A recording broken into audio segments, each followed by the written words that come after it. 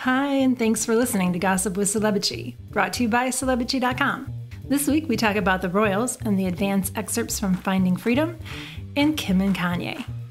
Our user feedback is about whether Jonny Lee Miller is separated or not, and we end with our weekly feature, the comments of the week. The photos, stories, and tweets we talk about can be found at Celebrity.com/podcast under episode 62. Hi, I'm Katie, the founder and editor of Celebrity.com, and I write as Celebrity. And I'm Chandra, I'm the head writer for Celebrity, and I write as Kaiser. So this week we're just kind of waiting for Finding Freedom. I've been really tired this week. Yeah, me too. And I've been going to bed crazy early. That's been nice, just getting to sleep by 9 p.m. I'm just tired throughout the day, and I think it's just like Michelle Obama said, like some low-grade depression about just 4-5 months of quarantine and lockdowns and all that. Oof. It's really starting to get to me a little bit. It's been so long. Yeah, I feel you on that. I've been really tired too and just worn out. And I have like a little sore throat, and I'm like, oh no. Sure, it's nothing. Yeah, because I'll get my seasonal something or other, and I'll just have a sneezing fit, and I'm like, oh God, is this it? It's not. It's just seasonal crap. No, it's nothing. The highlight of my day is the hummingbirds, and since I've been putting that feeder out, I've been changing the water like every couple of days, and I can sit outside and they'll come almost right to me and like fly in front of me. That's really cool. It's kind of amazing. It's beautiful. And they have those little bright breasts. They kind of shine in the sun. They make little chirpy noises and stuff. They're cute. Sometimes a couple of them will play. Yeah, I just have my cats. And Dexter is barely a cat. He's just an eating machine who just screams all the time. Oh. But Panther Kitty is cute. He's getting lockdown depression too. Well, he goes outside. He's outside most of the day. And I know he gets hot, but like he loves to be outside. He just lays out there in the sunshine and eats bugs. Eats bugs. So we didn't get a lot more stories from Finding Freedom, but we got more denials and their side of the story from the palace and the courtiers and the Cambridges. Yeah, because and that was kind of fun. As they always say, like, never complain, never explain, except when it applies when it's you. Yeah, except when it's about William and Kate wanting to correct the record about everything. My favorite story that you covered, just because of the photos that you picked, and people give you a lot of credit for picking photos. This time you really nailed it, but sometimes there's just terrible photos of people. Like everyone was raving over the photos you picked of Ellen, and I'm thinking, that's no special feat because she always looks like an asshole. So it's like, well, I have been choosing the ones where I think she looks especially asshole-ish. She looks like a villain, like a Disney villain or something. Some photographers, they like overexposed a few of the photos at the Golden Globes, and so she definitely looks like a White Walker from Game of Thrones. And I love to use those photos because she really does look like a villain and like she's about to eat a baby. Eat a baby. All right, I take it back. You did specially choose those.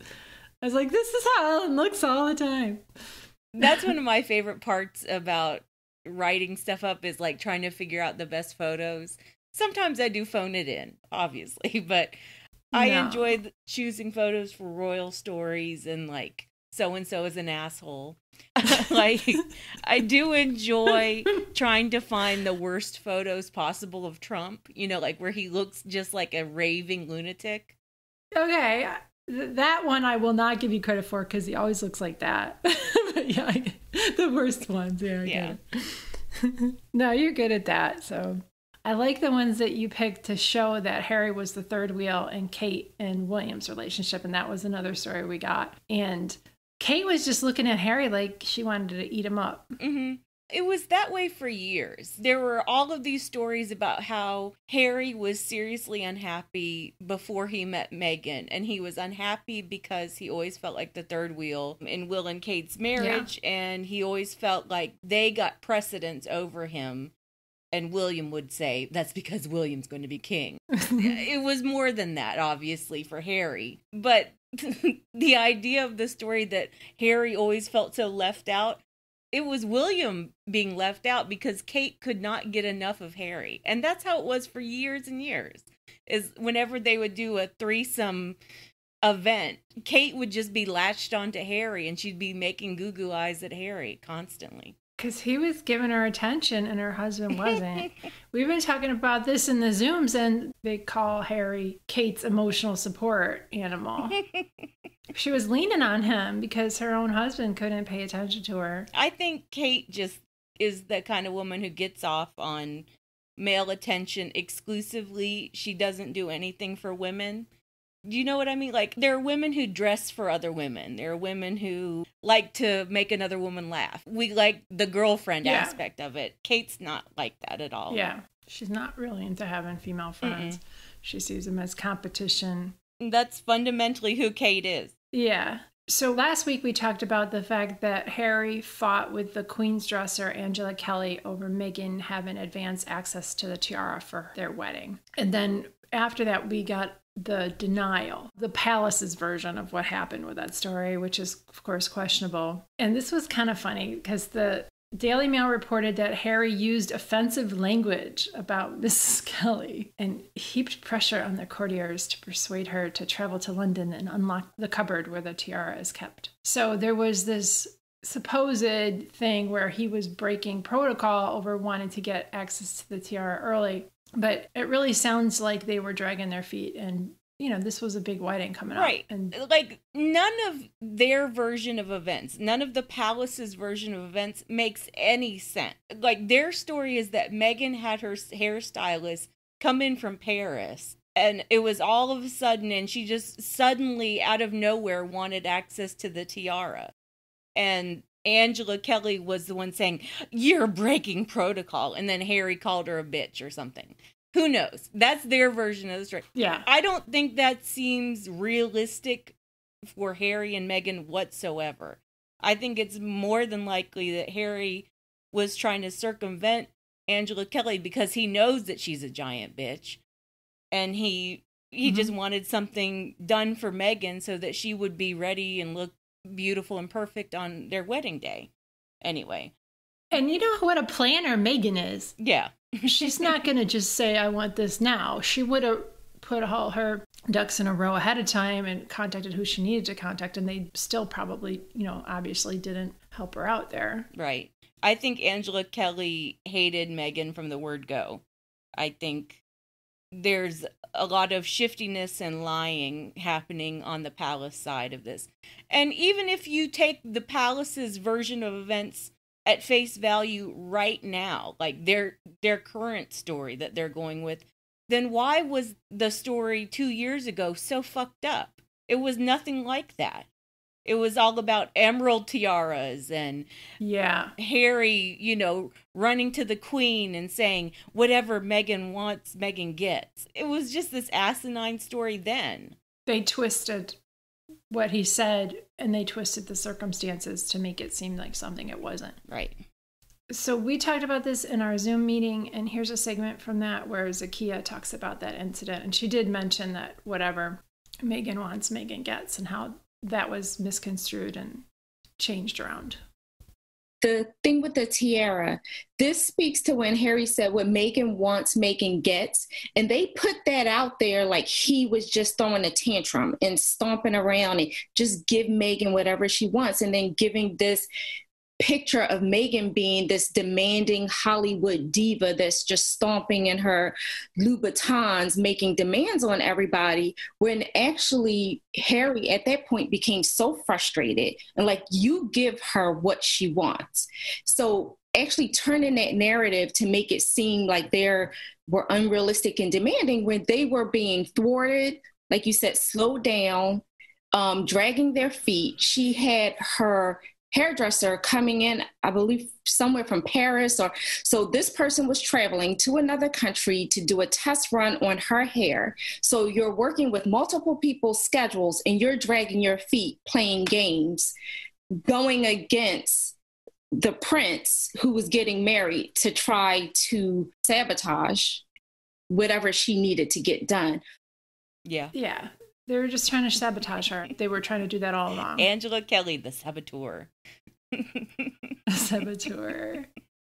So after the advance excerpts came out from Finding Freedom, the press was really scrambling to smear them more because that's their default. And The Sun ran a story that Harry would be welcome back if he wanted to come back to the royal family, but that he would have to leave Meghan and Archie, basically. And this is kind of what they've been saying all along, but they haven't said it outright. Well, yeah, I mean, some of the royal commentators have said it outright. Okay. It hasn't been credited to palace people. But, like, I think that Angela Levin, who is a, royal biographer, like, she's said as much. I think that Camilla Tominey has said as much, too.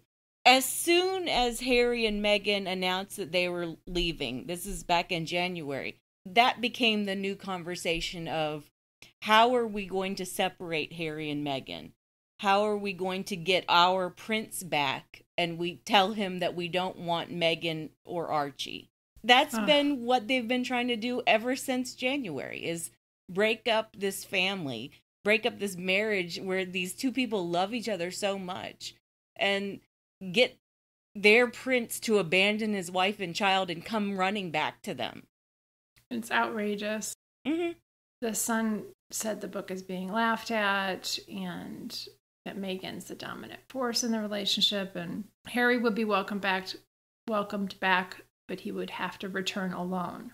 That's just, it's so terrible. And as a lot of the commenters were pointing out, that Archie hasn't done anything. Archie is a harmless little baby. He's a baby. And, like, they already hate this baby so much because of his attachment to Meghan. That's it. Because of his mom. It still really surprises me how much hatred people have for her. She hasn't really done anything except her job and trying to be a good person. Yeah. So here's a segment from Zoom where we talked about why Harry left and why he's not coming back. This is Rhiannon, Karen, and Amira. Just looking at Harry and everything Harry has been through, he was always labeled as the bad prince. And, he had all these problems, etc. But come to find out, he's a sensitive soul.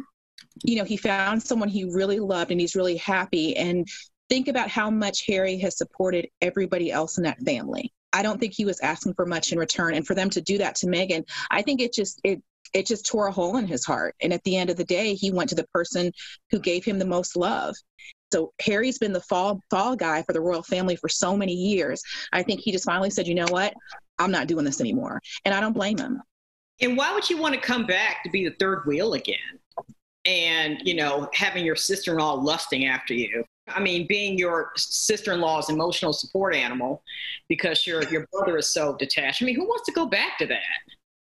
But it shows how toxic they are that they think that he would want to come back to that. Think about how toxic your way of thinking is, that you think you can treat someone that way and they'll still want to come back to you.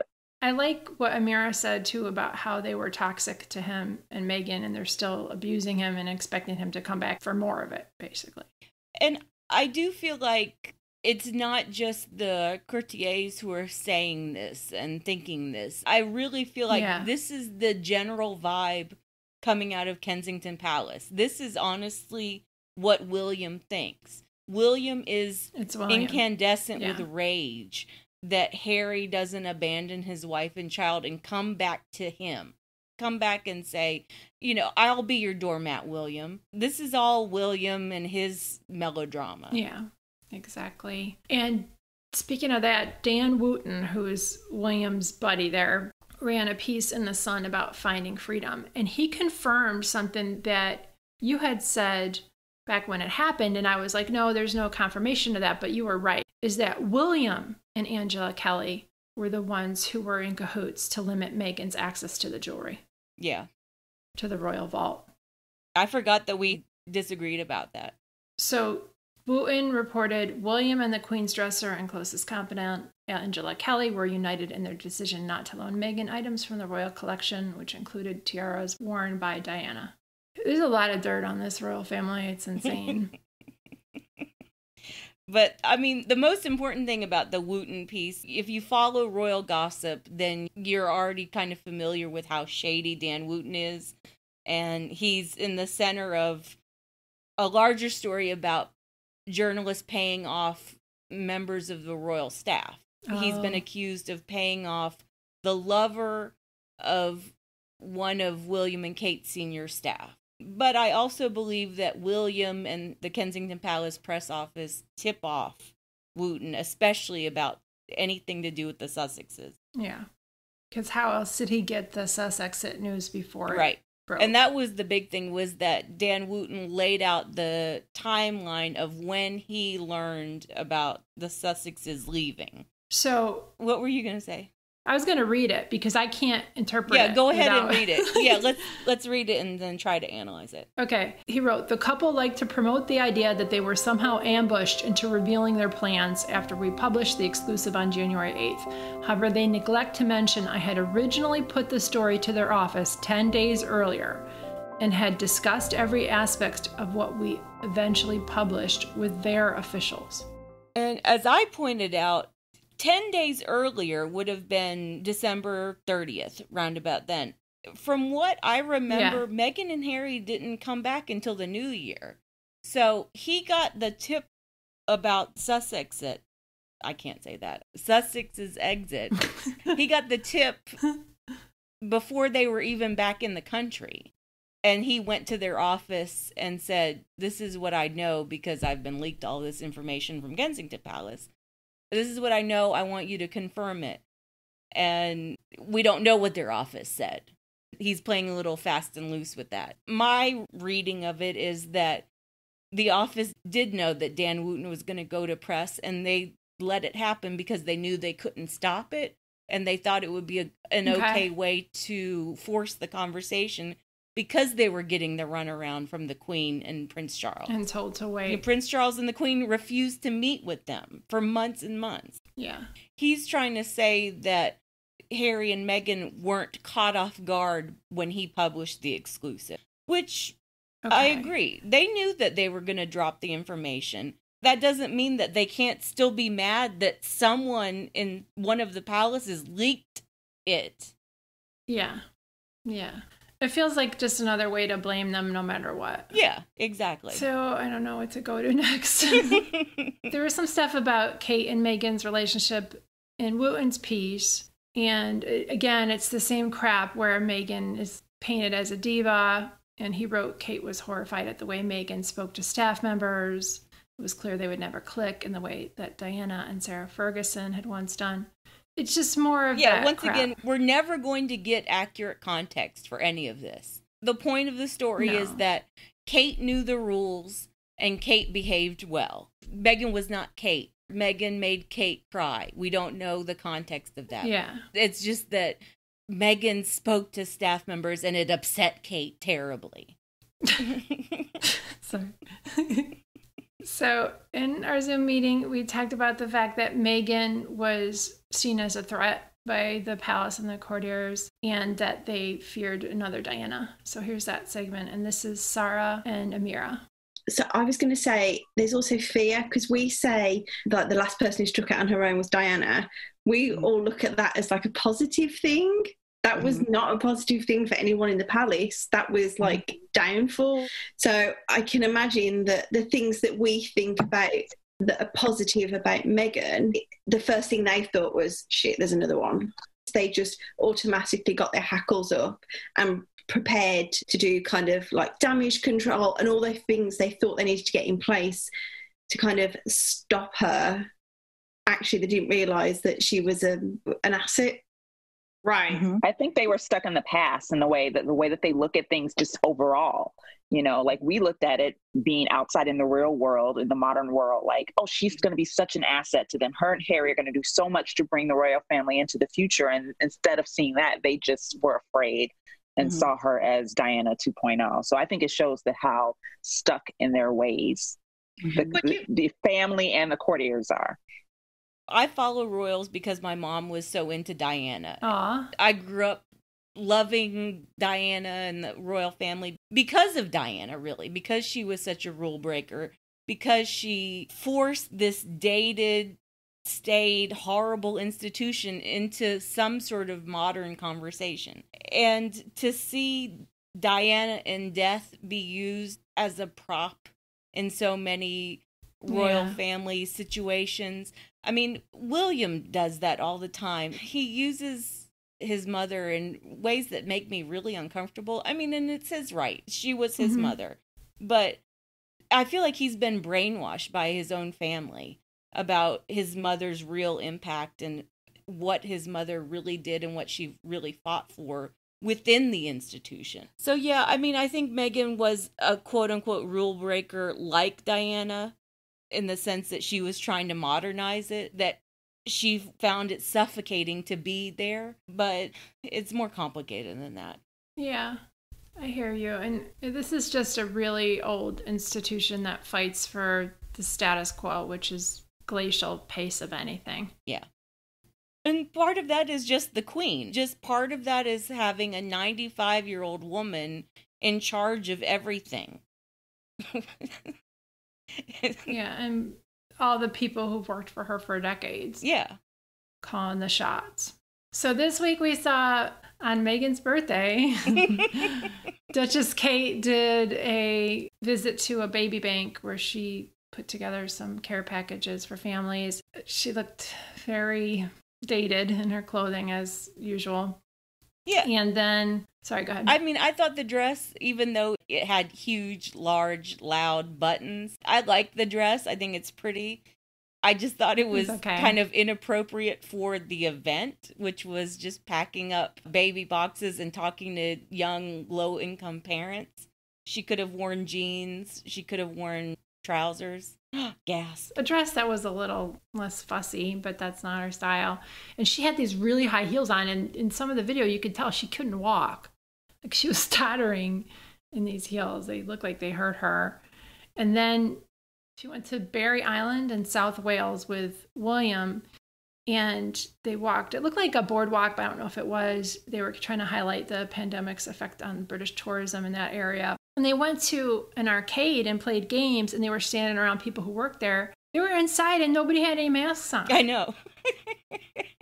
Inside. And Kate walked into the baby bank. She walked in without a mask. She only put the mask on when she was inside. And then she took it off again when she was like doing other things inside. I don't know. Like she just wanted to pose for photos in the mask and then without the mask. And they let her. If you're inside, you should be wearing a fucking mask. You should be wearing a mask outside if you're around people. Yeah, I agree. So it just takes one person to get it or to spread it. And it could be you. And I don't get why the Windsors are so fucking bad at this. This is all they do. This is their whole symbolic reason for existing. The whole point is to have symbolic power and soft power and wear a fucking mask because that's the right thing to do. That's the right PR move, is to say, you know, everyone should be wearing a mask. It's that easy. I think they're kind of like Trumpers. Like they don't give a shit about other people. No, I'm serious. They're in denial. They don't care about other people. They live in their own world. They think it doesn't affect them, so they don't have to worry. Yeah. There's something really arrogant about not wearing a mask, especially if you're a public figure at this point in time. Yeah. And Charles and Camilla weren't doing it either when they went on like a mini tour of Cornwall. This was a few weeks ago. They did multiple events, mostly outside, but they were doing tons of events. They did not wear a mask at all. It figures. And he's already had it, but we've seen that people can get it twice. Yeah. And it's not just about you. So they did wear masks when they visited a senior home. You know, you can't put them on sometimes and not other times. And before all like British people yell at us, we know that every country, every locality has a different rule. Not every place has a mask mandate. But when we're talking about royals, these are national and international public figures. They should be setting the good example of mask wearing. It's that simple. Yeah. So by the next time we record, actually Finding Freedom is going to be out because it's coming out the 11th and we're going to be recording on the 13th. Oh, okay. So hopefully we'll have, I mean, I'm getting it. Hopefully you'll have it by then and we'll know all the major stories. I hope so. But everybody in our Zoom meeting was super excited for that and they're all getting it advance order. And so that'll be fun. Should be getting mine sometime Tuesday afternoon or Tuesday night, and I'm considering putting a sign on the door that says, "Dear Amazon person, please let me know as soon as this book arrives." I'm gonna sit there and watch my Kindle as it downloads on 12 o'clock, right? Have that alarm go off at 12:01 a.m. Start. Wake up and be like, press play. Do you want to talk about Kim and Kanye? Sure. Okay. So Kim and Kanye, whatever. I mean, fuck them. I can't with them. Like, she kept saying she's going to divorce them, and now she's not going to divorce them. Now they're in the Caribbean at some, what Fortress. did you call it? Fortress, yeah. Some rich people's place, like, whatever, with their kids. I think she, like, legitimately loves him. She totally does not want to divorce him. I think she's sincerely frustrated. She's really tired and just strung out with having to deal with his mental illness constantly. So I have tremendous amount of sympathy. I wish that she was not narrating every single part of this on a daily basis to People magazine and TMZ. Yeah. Someone commented a few weeks ago that it feels like we're reading her diary entries. That is so true. She's just pouring her guts out to People magazine constantly. And of course, they're just saying, oh, a source says this. But it's Kim, and it's what she's really feeling. And I know that she's going back and forth about it. It reminds me of what Jennifer Garner and Ben Affleck did after The Nanny for like a year, where they were on and off, and they kept telling the press about it. And it's like, we don't care at some point. And I kind of feel like that about Kim and Kanye, like, just stop talking and just sort out your business, whatever you're going to do. But he's a terrible person. This is separate from his mental health issues. He's trying to run for president, and he's trying to suck votes from Biden. And that's just despicable at this point in history. And you just reported today that he has long-term Republican operatives helping him in his campaign. And of course he does. And it's disgusting. And I avoided the debate about what he knows about. I think that Kanye's like, oh, I want to run for president. And then all of these Republicans were like, ooh, that's a really good idea. You know, we'll help you. All these Russians. All these Russians are like, well, we will give you money. Yeah. I was going to do a... Bots. Yeah. Yeah, Kanye is just, that side of him is just despicable. That's why I hated writing about him for years now. He's so profoundly canceled because of his politics, but... Yeah, he's got serious issues. I wish they would just shut up for a while. That's all. And I wish Kanye would drop out.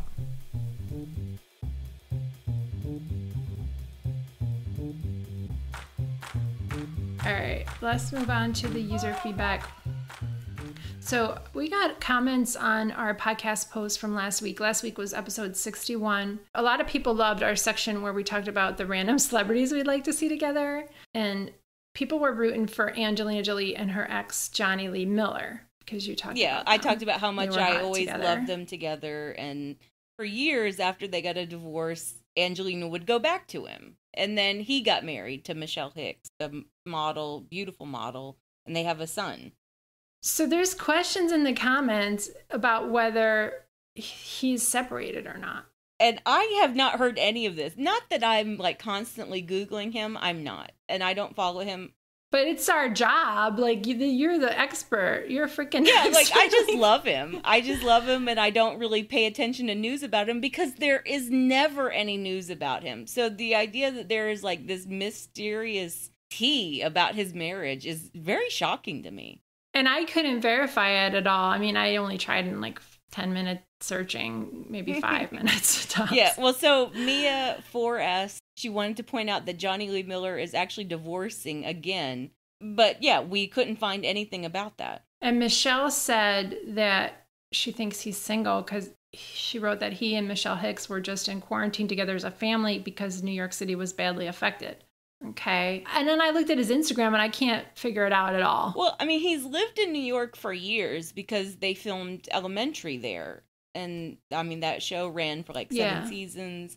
I think he became an American citizen at some point because he was working in American television. But I always thought that he and Michelle Hicks were living here together. They were living in New York together with their son, because he does a lot of stuff with his son on Instagram. I don't know. It's very confusing. I think he's still married, but then again, there really is very little gossip about him in general. All right, so if anybody knows, let us know. But I think we got the most news we'll get off of the comments. We also got a nice text message from a listener. She wrote, "Hi, ladies, long-term lurker. Just wanted to say I love your site and podcast. Y'all have been my sanity since being laid off in March." That's nice. Thank you. Yeah, I hope you find work soon. I'm sorry that happened to you, and thanks for listening to us. Let's move on to the comments of the week. My comment of the week is kind of a bummer, but I feel like we should say it. I have fun comments of the week, so you do the bummer one and then we'll end on a high note. Okay, you can counteract my bummer comment. It's from Silver Charm on the post about Trump saying, let them prove that Ghislaine Maxwell is guilty. And we know that he also wished her well previously, although that might have meant he wished her dead. So, you know. Who knows? Who can tell? You can't really tell with him. So Silver Charm wrote, he's shown more empathy for Ghislaine Maxwell than Americans who died from COVID on his watch. This is also true. That is very true. All right, my comments of the week, I have a bunch.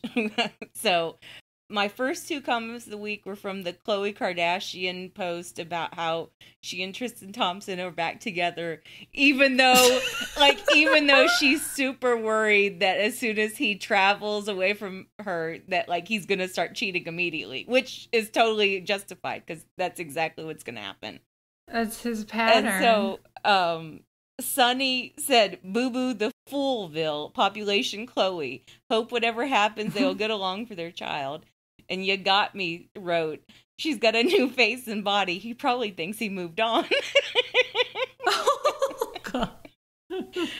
And then there was this absolutely brilliant comment on the Lena Dunham post. Lena claims that she had coronavirus and she was like deathly ill for months on end. I didn't know how to write that and like express sympathy for Lena, but also sort of skepticism because she always makes everything all about how she has it awful and she has so much. Well, you did a good job. That's what you wrote. And so Deanne wrote, "Me too, but more. Lena Dunham about absolutely everything." Yes, that is her. I didn't even read her article. I read your article, but I didn't read what she wrote. I was like, fuck, I don't want to be subjected to that. It was really long, and she like detailed every one of her symptoms for like months and so months. You took one for the team too, because you covered that Goop story on her conscious uncoupling and how she invented it, and she's amazing, and we should credit her for that, and yoga and vaginal steams and Kegels. Yeah. And that Gwyneth story, she wrote an essay for British Vogue, and it is insanely long, and it's so overwrought, and like she is the only person to ever go through a divorce, and you don't understand how painful it was for her to be the only person ever. And then everyone made fun of her because she was doing us all a favor and helping us learn how to go through our own divorces. And never mind the fact that she was screwing around on Chris Martin and that he was screwing around too. Never mind any of that. Yeah. All right. Thanks for listening, bitches. Fuck the police. Thanks, bitches. Fuck the police. Thank you for listening to the Celebrity Podcast. Please rate, review, and subscribe wherever you listen. If you like us, please turn off your ad blocker when you visit our site. You can text us or leave a voicemail at 434-218-3219. Our music is from AA Alto, Maiden, and via Premium Beat and Sound of Picture. Thanks again.